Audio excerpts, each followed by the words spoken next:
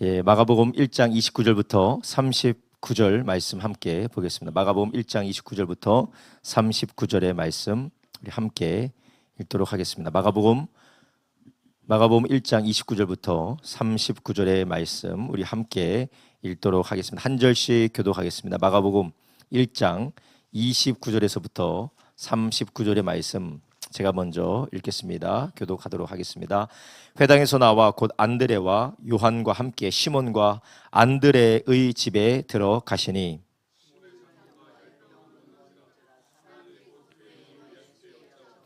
나아가사 그 손을 잡아 일으키시니 열병이 떠나고 여자가 저희에게 수종드니라. 온 동네가 문 앞에 모였더라.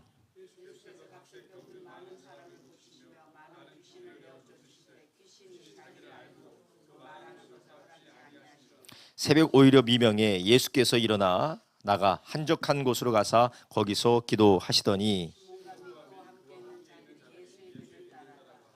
만나서 가로되 모든 사람이 주를 찾나이다.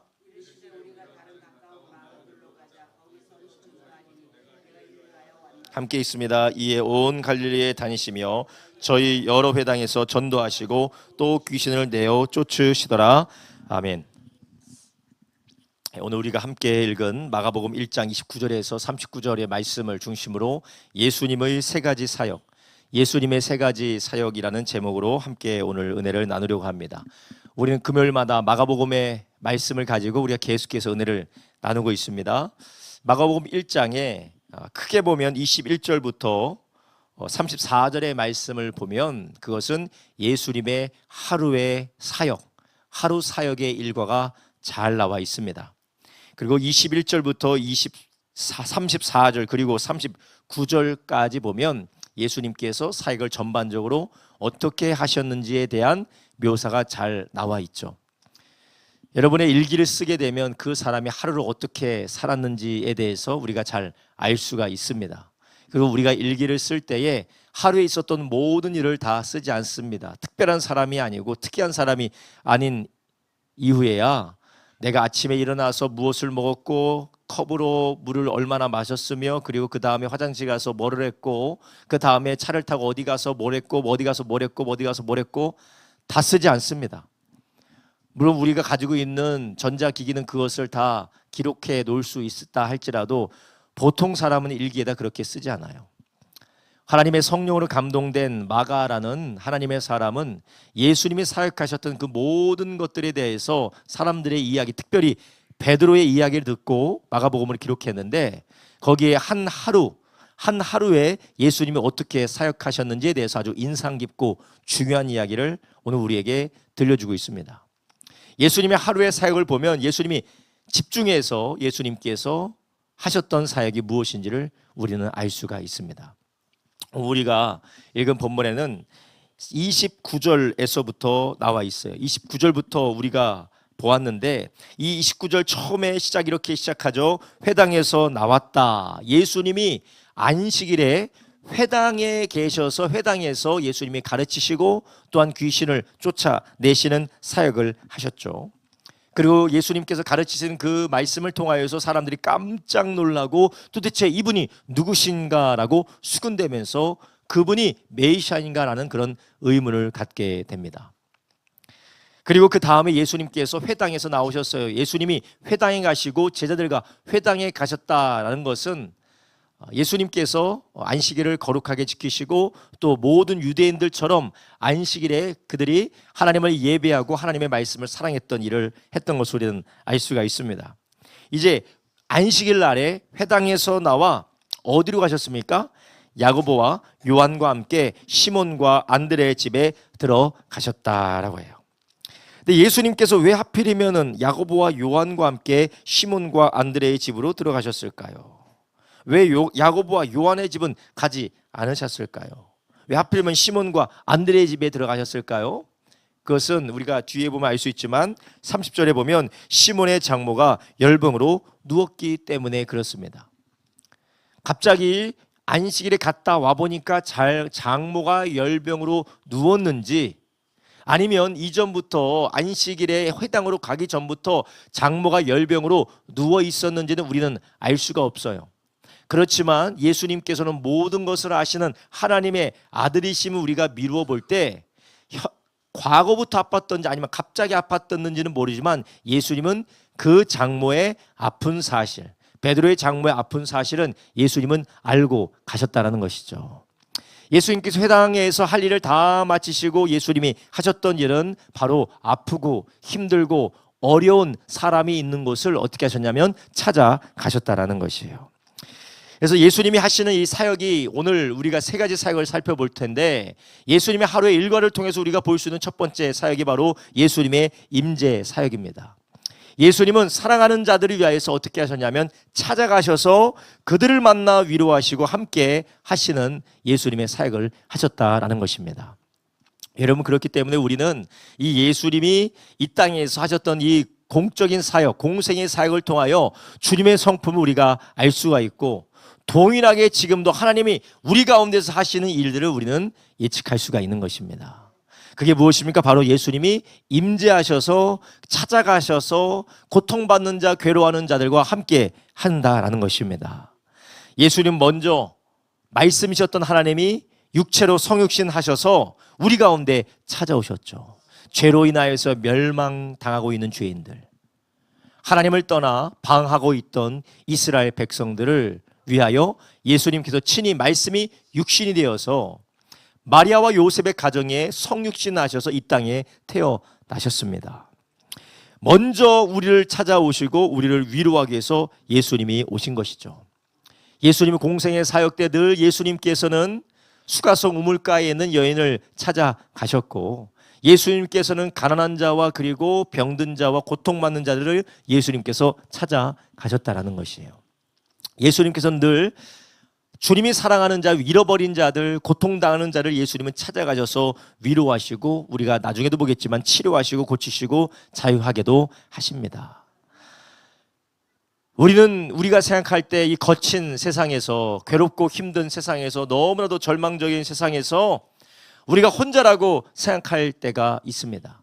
옆에 있는 아내도 남편도 나의 위로가 되지 않고, 부모도 자녀도 나의 위로가 되지 않는 그런 괴로운 삶을 우리가 살아가는 것처럼 우리가 느껴질 수 있지만, 그러나 2000년 전에 죄인을 위하여 성육신하신 예수님, 2000년 전에 베드로의 장모의 열병을 알고 베드로의 집에 찾아가신 예수님처럼 예수님 지금도 우리 가운데 찾아오셔서 함께 계신 줄 믿으시기 바랍니다. 마태복음 28장 20절에 뭐라고 하세요? 내가 너에게 분부한 모든 것을 가르쳐 지키게 하라. 볼지어다 내가 세상 끝날까지 너희와 항상 함께 있으리라 하시니라. 아멘. 예수님이 부활하시고 승천하시면서 예수님이 약속하셨어요. 세상 끝날까지, 이 세상 끝날까지는 어떤 일이 있어도 내가 너희와 항상 함께 있겠다라는 것이에요. 하나님은 우리와 함께 계시는 줄 믿으시기 바랍니다. 하나님은 우리의 가정에 함께 계시는 거예요. 어제 우리 요한이가 실종된 줄 알았어요. 요한이가 실종된 줄 알았어요. 요한이 왔어요? 안 왔어요? 실종됐나? 왜 안 왔어요? 예. 어제 요한이가 실종된 줄 알았어요. 왜냐? 요한이가 어디 캠프를 갔는데, 요한이가 핸드폰이 있어요? 없어요? 없어요. 그래서 엄마가 요한이를 데리러 갔는데 요한이가 없어. 엄마가 좀 늦게 가서 한 30분 정도 늦게 가니까 요한이가 없어. 캠프한테 물어보니까 요한이 제일 먼저 나갔대. 없어. 연락도 안 돼. 아빠 토스 카드 있으니까 그걸로 카드 썼냐고 물어보니까 그거는 이틀 지나야 안 돼요. 썼는지 안 썼는지 이틀 지나야 안 돼. 지금 큰일 난 거예요. 엄마가 찾으러 갔는데 요한이는 보이지도 않고 핸드폰도 없고 연락도 안 되고, 이 도대체 어떻게 된 건가? 제가 공주에 가서 이제 마치고 정리하고 있는데 그 연락을 받았어요. 처음엔 저도 놀랐지만 그래도 잘 들어가겠지, 잘 들어가겠지, 알아서 잘 들어가겠지. 왜냐? 요한이가 똑똑하고 요한이가 살이 분별이 있고 요한이가 탁월하기 때문에 그런 게 아니라, 물론 부모로서 어떤 걱정이 됩니까? 어떤 이상한 사람이 요한이를 납치해 간 거 아니야? 이상한 사람이 납치해 간 거 아니야? 어디 가다 다친 거 아니야? 별의별 생각이 들죠. 사람이면 들죠. 근데 하나님의 요한이와 함께 계시는데, 우리 가정과 함께 계시는데 뭐 그런 일이 있겠어? 요한이 잘 집에 들어갔을 거야. 할렐루야. 밑도 끝도 없는 그런 긍정적인 사고는 하나님께서 인정하지 않으신다, 그렇게 생각하지 마십시오. 하나님께서 우리와 함께 계시는 줄 믿으시기 바랍니다. 네. 우리 가정에 하나님이 우리 가정에 함께 계세요. 우리 자녀들과 함께 계시고 우리 아내와 남편과 그리고 우리의 가족들과 하나님이 함께 계심을 믿으시길 바랍니다. 예수님께서 약속하셨어요. 예수님께서 누구에게 약속하셨습니까? 아무나에게 약속한 것이 아니라 예수님 믿고 예수님의 부활을 믿은 주님의 제자들에게 약속하신 것입니다. 우리가 예수님 믿고 부활하신 예수님을 믿고 주님을 따르는 제자라면 주님은 우리를 절대 떠나지 않는 것을 믿으시기를 바랍니다.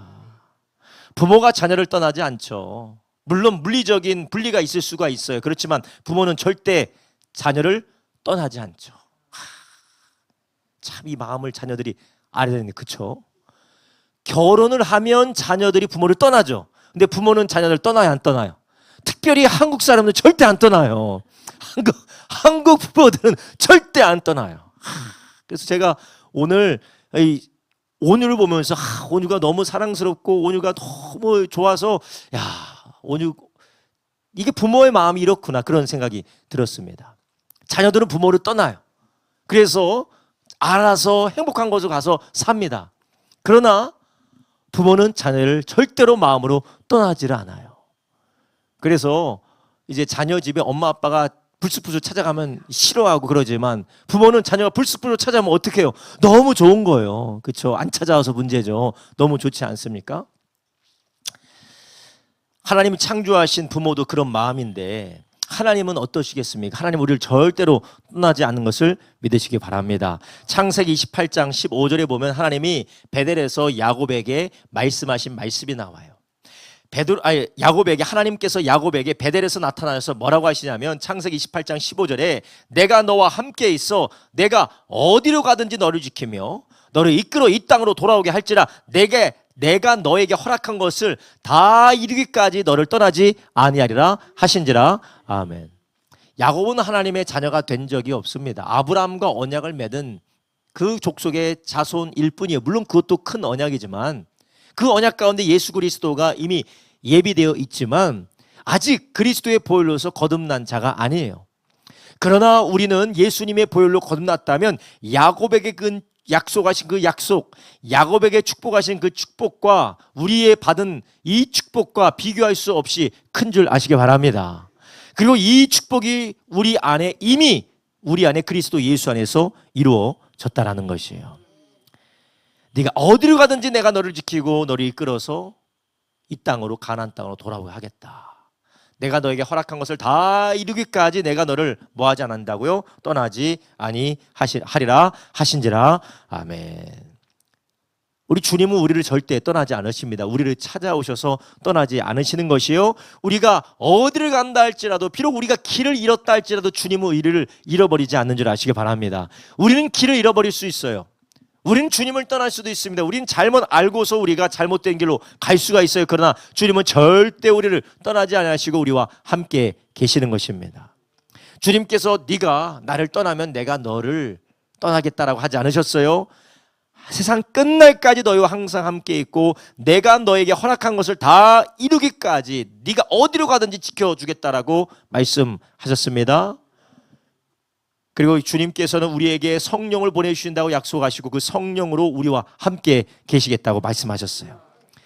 요한복음 14장 16절에 뭐라고 했습니까? 내가 보혜사 성령을 너에게 보내줄 건데 그 보혜사를 너에게 주사 영원토록 너희와 함께 있게 하리라 라고 약속해 주셨어요.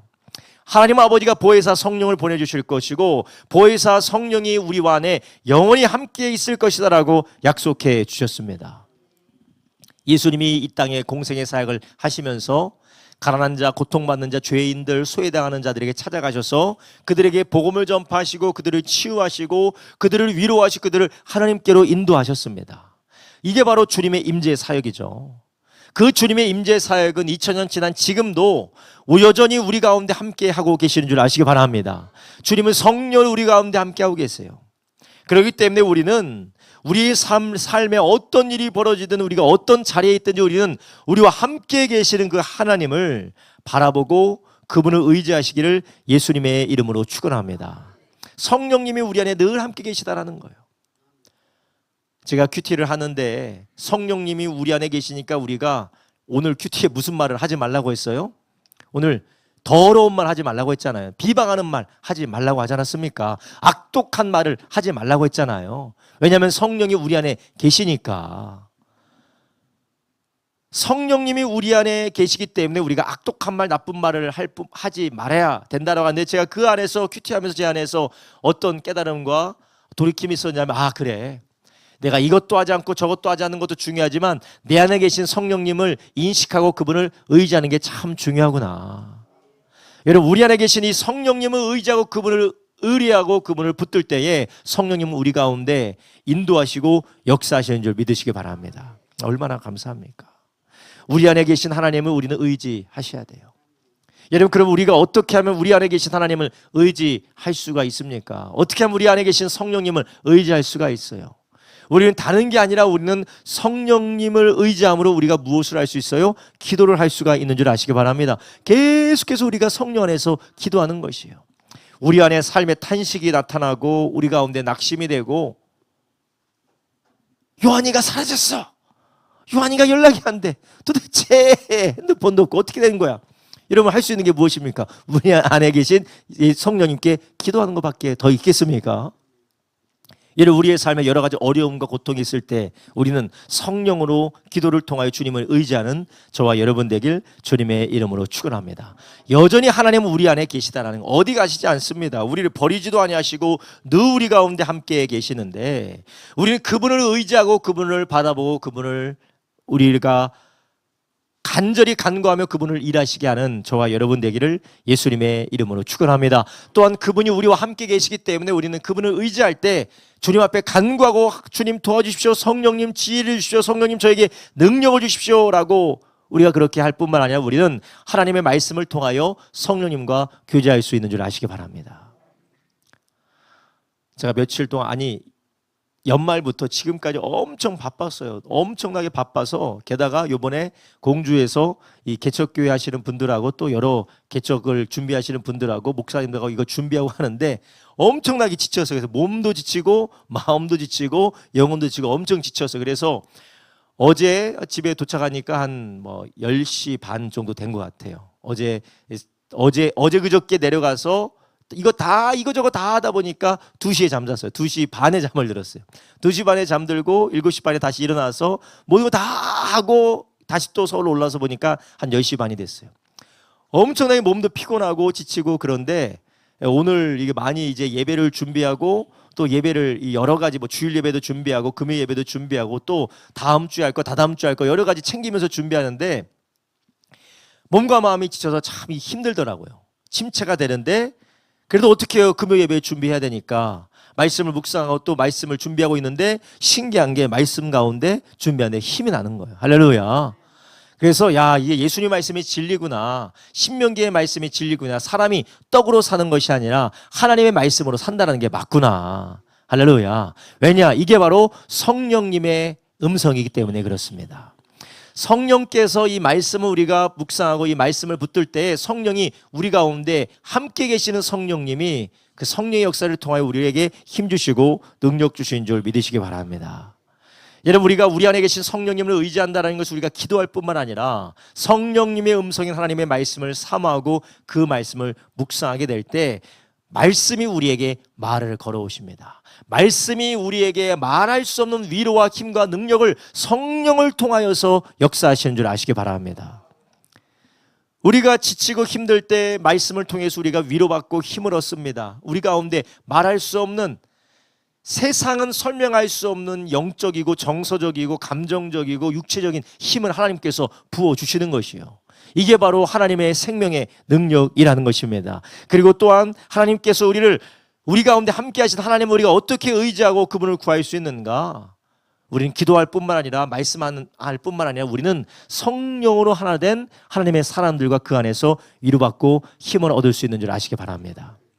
그러니 우리는 내 힘으로 되는 것이 아니에요. 성령 안에서 하나 되어지고 성령으로 하나 된 하나님의 사람들과 늘 정기적인 교제와 나눔이 있기를 예수님의 이름으로 축원합니다. 여러분, 정말 성령 안에서 마음을 터놓고 함께 기도를 요청하고 함께 교제할 수 있는 분이 계십니까? 그것은 사람을 의지하는 것이 아니라 내 안에 계신 성령님을 의지하는 것인 줄 아시기 바랍니다. 내 안에 계신 성령님을 의지하는 것이요. 세상에 사람들, 똑똑한 사람들, 그리고 잘난 사람들, 정말 인격적으로 훌륭한 사람들도 있지만 아무리 똑똑하고 잘나고 인격이 훌륭한 사람이라 할지라도 나를 제대로 알지 못해요. 나를 알지 못하고 나를 도울 수도 없습니다.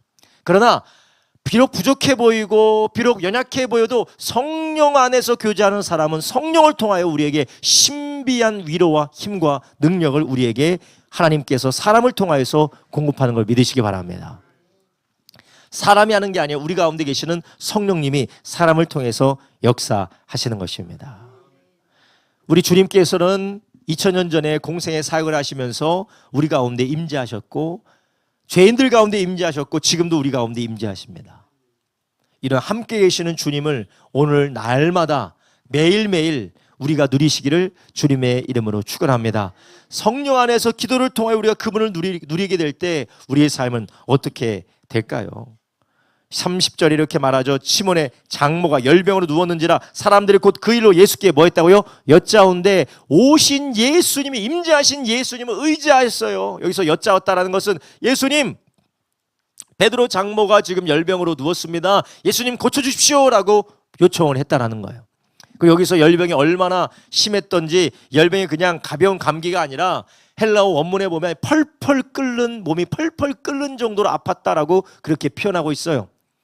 어떤 염증이었는지 감기였는지는 모르겠지만 몸이 많이 아팠던 것 같아요. 그렇게 예수님을 인정하고 예수님께 부탁하니까 어떤 역사가 일어납니까? 31절 나아가사 그 손을 잡아 일으키시니 열병이 떠나고 여자가 저에게 수종드니라. 아멘. 예수님은 우리 가운데 임재하실 뿐만 아니라 예수님은 우리를 치료하시고 우리를 고치시는 주님인 줄 아시기 바랍니다. 예수님 우리를 치료하실 수가 있어요. 상처받은 나의 마음, 뒤틀려진 나의 생각, 그리고 결함이 있는 나의 인격, 예수님은 고쳐주시는 줄 아시기 바랍니다.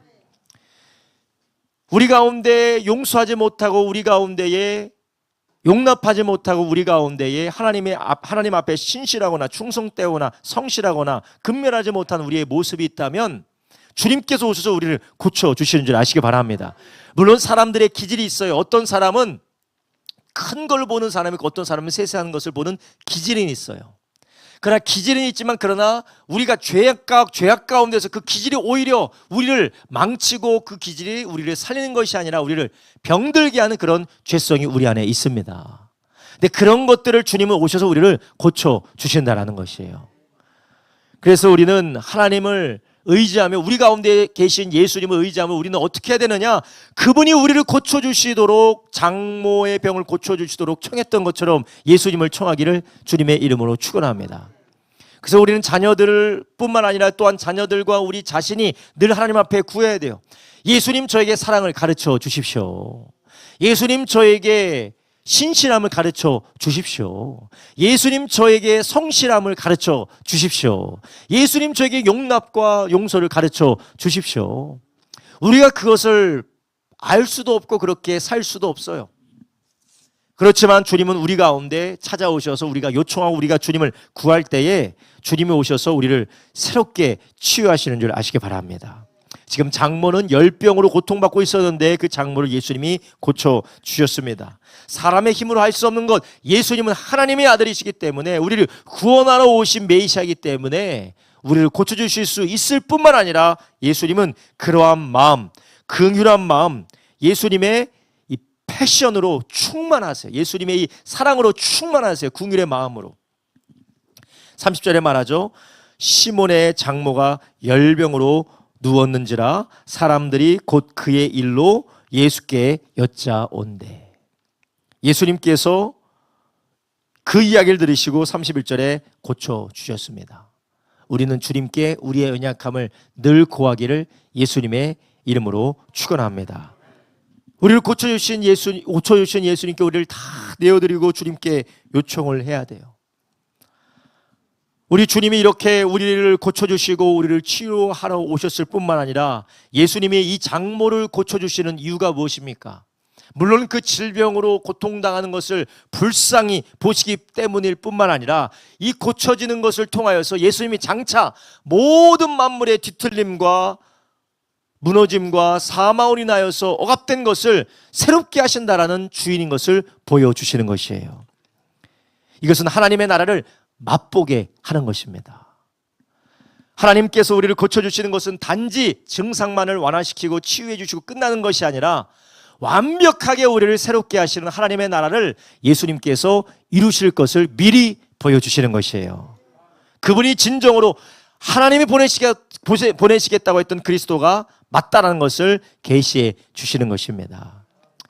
여러분, 우리가 먼저는 우리의 삶의 모든 연약함과 우리의 삶에 뒤틀린 것을 하나님 치료해 주십시오라고 우리가 간구할 뿐만 아니라 주님께 치료해 주시는 주님께 간구할 뿐만 아니라 그 치료해 주신 주님께서 지금뿐만 아니라 앞으로도 임할 그 주님의 나라를 이룩하실 것을 믿고 기대하시기를 주님의 이름으로 축원합니다. 사람이 아무리 하나님의 은혜로 치유를 받았다 할지라도 사람은 결국 주님이 이 땅에 오셔서 완전한 하나님의 나라를 이루시기 전에 늙고 혹은 병들어 죽을 수밖에 없습니다. 모든 인간은 이 깨어진 세상 안에서 아무리 주님이 고쳤다 할지라도 영원히 사는 사람이 없습니다. 주님이 치료했다 할지라도 죽지 않는 사람이 없습니다. 그러나 주님이 다시 오실 때, 예수님이 다시 오셔서 하나님의 나라를 완성할 때 우리는 죽지 아니하고 영원한 하나님의 나라 안에서 살게 될 줄로 믿습니다. 그래서 요한계시록 21장에 뭐라고 말씀합니까?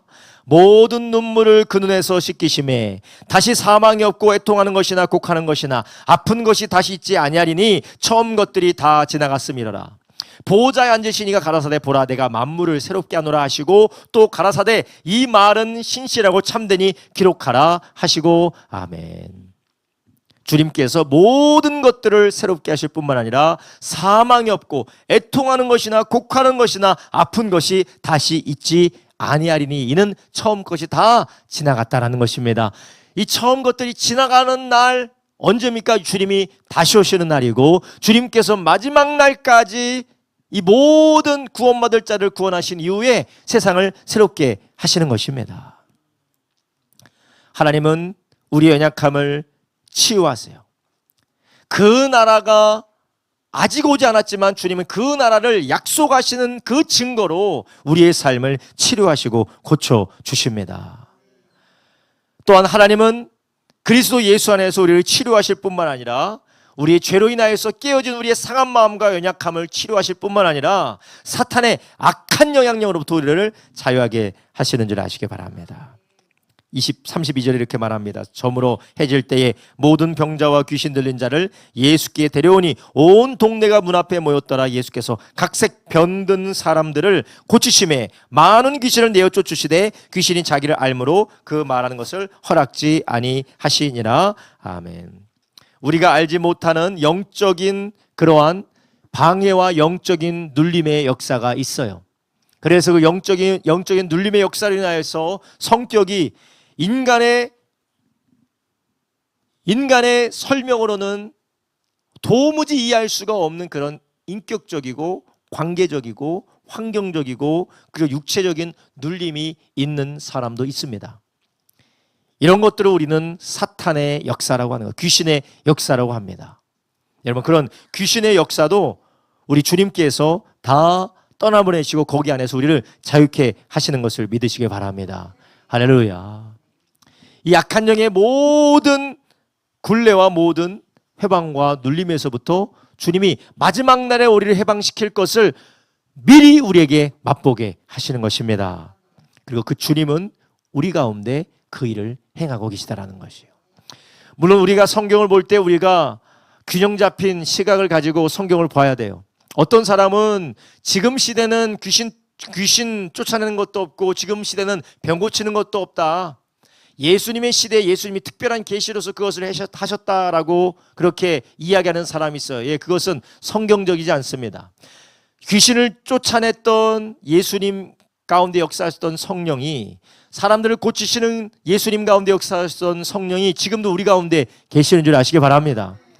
그렇기 때문에 주님은 지금도 성령으로 우리 가운데 병을 고치시기도 하시고 귀신을 쫓아내시기도 하세요.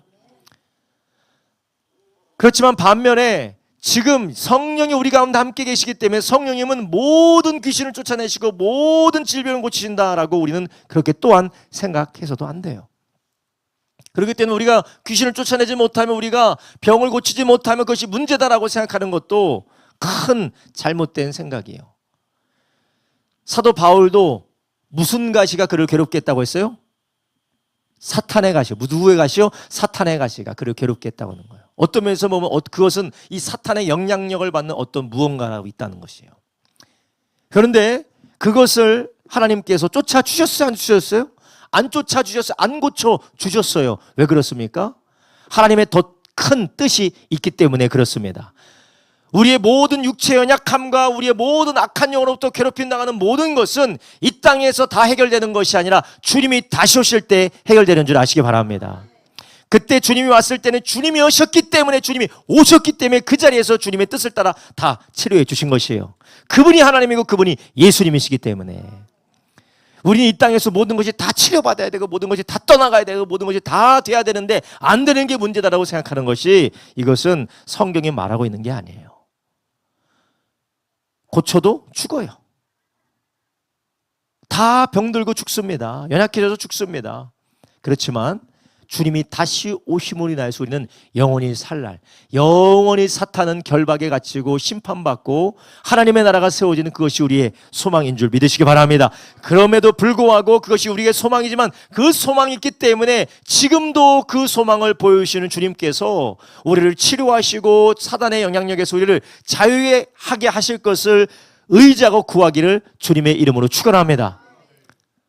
그러니까 우리가 좌로나 우로나 이 양쪽으로 치우친 생각으로 구하는 것이 아니라 오히려 우리는 그 가운데, 아픔 가운데에서 주님께 소망을 가지고 치료와 회복을 위해서 기도할 뿐만 아니라, 오히려 우리는 그것도 기도할 뿐만 아니라 영원한 하나님 나라를 소망하며 기도하시기를 주님의 이름으로 축원합니다. 이름 우리 안에 주님께서 우리 가운데 역사하시고 주님께서 우리 가운데 치료하시는 이런 주님의 치료하심의 자유케 하심의 역사가 우리 가운데 충만하기를 예수님의 이름으로 축원합니다. 주님이 이 땅에 오셔서 하셨던 것이 치료하시고 축사하셨어요. 귀신을 쫓아내시고 치료하셨다는 거, 여전히 주님도 우리 가운데 오셔서 치료하시고 고쳐주시는 것이에요. 그런데 우리 가운데 오셔서 치료하고 고쳐주시는 이유가 있어요. 그것은 치료와 고치는 것이 목적이 아닙니다. 치료와 고침을 통하여서 내가 너희의 주인이다, 내가 너희의 하나님이다 라는 것을 하나님께서 우리에게 알려주시는 것입니다. 그래서 우리가 누가복음 11장 24절부터 26절에 보면 예수님께서 귀신 들린 자가 자유하게 된 이후에 다시 7 귀신이 가져와서 들리는 것을 뭐라고 이야기하고 있습니까? 더러운 귀신이 사람에 나갔을 때에 물어는 곳으로 다니며 쉬기를 구하되 얻지 못하고 이에 가로되 내가 나온 내 집으로 돌아가리라 하고 와보니 그 집이 소재되고 수리되었다. 귀신을 쫓아내는 게 목적이 아니고 귀신으로부터 자유하게 되어지는 게 목적이 아니에요. 정말로 목적은 세상을 섬기고 죄악을 섬기고 하나님이 아닌 사탄을 섬겼던, 자기 자신을 섬겼던 주인이 없는, 하나님의 주인이 아닌 삶이 하나님의 주인이 된 삶으로 변화되는 것이 중요한 줄 아시기 바랍니다. 주인이 없고 그 집이 소재됐지만 비었다라는 거예요. 26절에 말합니다. 이에 가서 저보다 더 악한 귀신 7을 데리고 들어가서 거하니 그 사람의 나중이 형편이 전보다 더 심하게 되었느니라. 아멘. 하나님 우리 가운데 치료하고 가르치십니다. 치료하시고 고쳐주십니다. 우리를 자유케 하십니다. 그러나 주님이 우리를 그렇게 하시는 것은 예수님이 하나님의 아들이시고 예수님이 주인이신 것을 우리에게 계시하시고 깨닫게 하기 위함인 것이에요. 그렇기 때문에 주님께서는 임재하셨을 뿐만 아니라 임재하셔서 치료하고 고치실 뿐만 아니라 예수님은 오셔서 가르치시고 전도하시고 하나님의 나라를 선포한 줄 아시기 바랍니다. 우리의 삶의 치유와 회복만을 우리가 구한다라면 여러분 그것은 종종 반복적인 고난 가운데 우리를 내버려 두는 것과 마찬가지예요. 지금 당장 이 문제가 해결됐다고 해서 또 다른 문제가 나타납니다. 지금 당장 이것이 나에게 완화되었다 할지라도 또 다른 문제가 나타나네요. 왜 그러냐? 주인이 올바로 하나님으로 우리 가운데 통치하고 계시지 않기 때문에 그렇습니다. 그래서 주님께서는 우리에게 원하시는 것이 무엇이냐? 우리 가운데 작은 역사라도 작은 이적이라도 그것을 통해서 무엇을 하기 원하시느냐, 진정한 주인이 누구신지를 가르쳐 주시기 원하신다라는 거예요. 그게 바로 예수님이 하셨던 세 번째 마지막 사역이에요. 전도하는 것과 가르치시는 사역을 하셨다라는 것이에요. 우리 예수님은 하나님의 나라의 복음을 전하고 가르치셨어요. 주님은 하나님의 나라 복음을 전하셔서 예수님이 어떤 분이신지, 하나님이 누구신지, 이스라엘을 하나님이 어떻게 사랑하시고 이스라엘을 구원하시는지, 이스라엘이 어떻게 하나님을 왕으로, 예수님을 왕으로 주인으로 섬겨야 될지를 예수님께서 가르치셨습니다. 그리고 그 말씀을 통하여서 죄인들이 하나님께 돌아오게 된 것이었어요. 예수님은 죄인들을 찾아가셨죠. 고통받는 자들을 찾아가셨습니다. 그리고 그들을 고치시고 그들을 치료하시고 악한 영으로부터 자유하게 하셨습니다. 그리고 잘 있어라 하고 떠나신 것이 아니라 그들에게 진짜 주인이시고 왕이신 하나님에 대해서, 그 하나님의 아들인 자기가 어떤 일을 위해서 왔고 어떻게 그들을 구원하시는지를 말씀으로 가르쳐 주셨던 것이었어요. 여러분, 우리도 우리의 삶에 제일 중요한 것은 우리가 기도 응답받고 우리의 삶이 형통하고 우리의 삶의 어려움이 곧 해결되는 것, 그게 중요한 게 아니에요. 하나님의 말씀을 통하여 주님이 우리를 통치하고 다스리는 것이 더욱더 우리를 가운데 행하기 원하는 하나님의 뜻인 줄 아시기 바랍니다. 죄인들에게 잃어버린 자들에게 필요한 것은 하나님의 말씀이에요. 하나님의 말씀을 듣게 하기 위해서 하나님은 예수님은 찾아오셨고 치유하시고 자유하게 하신 것입니다. 예수님은 그때뿐만 아니라 지금도 예수님 우리 가운데 찾아오셔서 우리에게 가르치시고 우리에게 말씀하시고 우리를 말씀으로 우리를 통치하기를 원하는 줄 아시기 바랍니다. 그렇기 때문에 우리는 그분의 말씀이 우리를 가르치실 수 있도록, 그분의 말씀이 우리를 다스리실 수 있도록 하나님의 말씀으로 늘 우리의 삶을 채우는 저와 여러분 되기를 예수님의 이름으로 축원합니다. 35절에 말합니다. 새벽 37절에 말합니다. 만나서 가로되 모든 사람이 주를 찾나이다. 이르되 우리가 다른 가까운 마을로 가자. 거기서도 전도하리니 내가 이를 위해서 왔노라 하시고 이에 온 갈릴리에 다니시며 저희 여러 회당에서 전도하시고 또 귀신을 내어 쫓으시더라. 아멘. 그래서 전도하셨다라는 건 하나님의 나라의 복음을 전파하셨다라는 거예요. 가르치셨다라는 거예요. 선포하시고 가르치시고 그것을 그들에게 깨닫도록 잘 설명하셨다라는 것입니다. 예수님은 자신의 인기, 자신을 보기 위해서 사람들이 몰려오는 곳에 연연해 하지 않으셨고, 이제 그들이 나의 신기한 능력을 보고 나의 말을 이제 믿기 시작했으니까 아직 이 말을 듣지 못한 자, 여전히 이스라엘의 왕이 오신 줄 모르고 방하고 있는 자들을 예수님이 찾아가셨다라는 것이에요. 이것은 다른 말로 하면 우리의 삶에 주님은 기적도 기적이지만 말씀을 통해서 우리를 변화시키시기를 원하신다라는 것이에요. 여러분, 우리는 지금 무엇을 가장 소중하고 귀한 영적인 축복으로 여기고 계십니까? 돈 잘 벌고 아프지 않고 하는 일마다 다 잘 되고 형통하는 것이, 문제가 해결되는 것이 우리의 축복으로 가장 귀한 것으로 아십니까? 아닙니다. 우리가 하나님의 말씀을 묵상하고 또한 그 말씀을 깨달아 주님을 알 때, 주님을 왕으로 주인으로 섬길 때에 그것이 진정한 복임을 믿으시기를 바랍니다. 세상은 변합니다. 세상도 변하고 상황도 변하고 환경도 변합니다. 그러나 하나님은 변하지 아니하시기 때문에 우리가 그 하나님을 알고 주님을 바로 섬긴다면 변하는 세상에서 변치 아니하신 하나님이 우리를 붙드심을 믿으시기를 바랍니다. 그런데 우리는 변하는 사람을 바라보면 마음이 올라갔다 내려갔다 롤러코스터를 계속해서 타는 거예요. 그러나 변치 아니하는 하나님을 믿고 그분을 섬기면 우리는 그분이 이렇든지 저랬든지 우리를 붙들고 계시고 인도하고 계심을 믿고 신뢰하는 줄 아시기를 바랍니다. 할렐루야. 여러분, 불안하시고 근심하고 염려가 되고 낙심이 되십니까? 주님은 언제나 우리와 함께 계셨고 늘 우리를 치료하고 계셨고 우리에게 계속해서 말씀을 통하여 하나님을 더욱더 알아가기를 원하는 줄 아시기 바랍니다. 여러분, 세상에 흔들리는 것에 흔들리지 마십시오. 나의 환경에 흔들린 것에 흔들리지 마십시오. 우리는 계속해서 우리 가운데 계신 주님께 우리의 시선을 두고 주님의 역사하실 수 있도록 주님을 의지하고 그분의 말씀을 들으시기를 예수님의 이름으로 축원합니다. 여러분, 우리는 지금 무엇을 의지하고 무엇을 바라봅니까? 예수님이 우리 가운데 오셔서 우리 가운데 말씀하시고 우리 가운데 역사하기 원하는데 우리는 어디를 바라보고 있습니까? 여러분, 세상은 우리에게 모든 걸 다 주는 것처럼 이야기하지만, 혹은 모든 게 다 망했다고 이야기하지만 절대 망하는 것도 없고 절대 주는 것도 없습니다. 오직 주님의 말씀이 우리 가운데 임박한 진노가 있다면, 임박한 심판이 있다면 그것이 우리가 받아야 될 경계인 줄 아시기 바랍니다. 주님이 아무리 우리가 연약할지라도 우리에게 약속하신 약속이라면 그것이 우리의 기업이고 우리의 축복임을 믿으시기 바랍니다. 우리의 시선이 세상을 계속해서 바라보면 소망이 없어요. 여러분, 지금 정치적으로 막 격변 시기에 있죠? 다 지나갑니다. 여러분, 옛날에 대통령을 탄핵했던 사람 있죠? 옛날에 대통령 탄핵해서 그 사람 취조하고 그 사람 감옥 집어넣었던 사람 있죠? 그 사람이 지금 감옥 가 있는 거예요. 그 사람이 옛날에 죽일 놈, 뭐 할 놈 다 했던데 지금은 아유 어떻게 저 사람이 감옥을 가냐고 우리가 그렇게 하고 있잖아요. 세상은 그렇게 변합니다. 이랬다가 저랬다가 반복되어 우리는 그걸 늘 까먹고 있는데, 결국 하나님께서 모든 걸 통째서 우리를 여기까지 인도하고 계심을 믿으시길 바랍니다. 이거 안 되면 큰일 날 것 같고, 저거 안 되면 큰일 날 것 같고, 이것이 반드시 돼야 되고, 이거 안 되면 큰일 날 것 같고. 여러분, 하나님이 지금 우리나라를 통치하고 계심을 믿으시길 바랍니다. 사탄은 지금 대목이에요, 대목. 사탄은 지금 대목입니다. 왜냐?